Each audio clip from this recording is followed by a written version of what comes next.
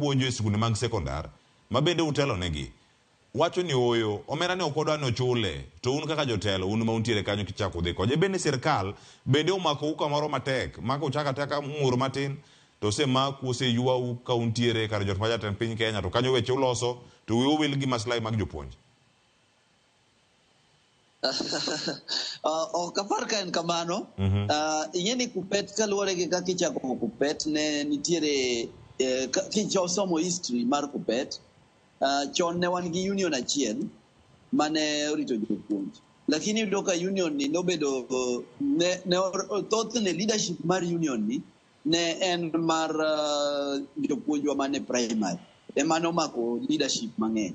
Koro yudo ka ne en tich matek ka nogik e weche mag disciplinary issues.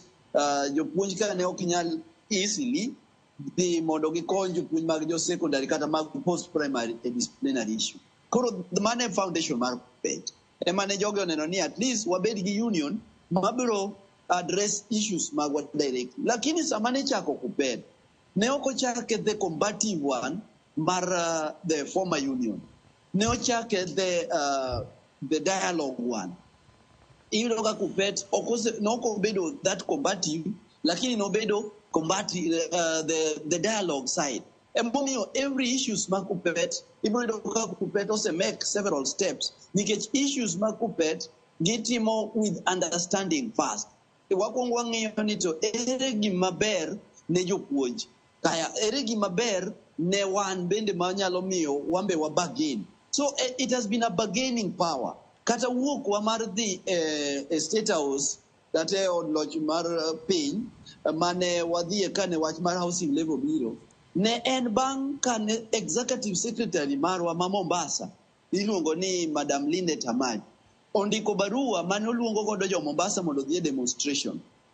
To kapok gidhi demonstration, nikech ing'eni demonstration en always the last resort kapo ni sirikal otamore winjo gima wadwaro.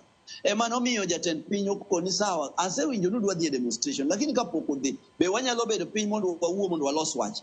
Ema nomiyo wadhi wabedo piny to wanyisogi ni sawa, kidwa kawo housing levy to nyaka imed jopuonj salary.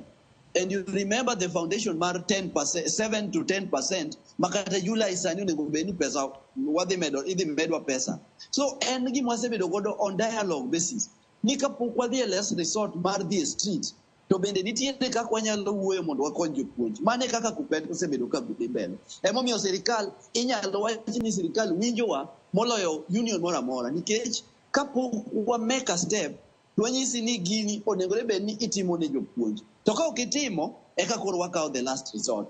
The last resort wan gi avenues mang'eny. Wan gi court ma wasebedo kwa dhi e court, nitie cases mwasewin e court, kata wan gi demonstration, lakini number one priority mwasebedo kwa miyo ga duong' en dialogue.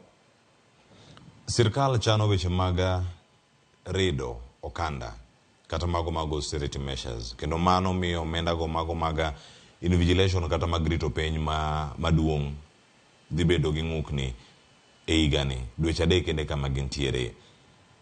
En chenro mane ma muchano kawo mar neno ni gigi duto orit ratiro mago mag jotim penj, jopuonj kod jok mamoko? Wach no dhi ng'anyo mondo mi omedu osara. Debedi mano mana kuom jopuonj. To japuonjre ma dhi yudo ng'ikruok kae weche mag invigilation ka luwore onge mar omenda kata budget, ukete kama chal nade, Opolo? Ing'eni nyocha ka wagolo media manyocha jalup jatendwa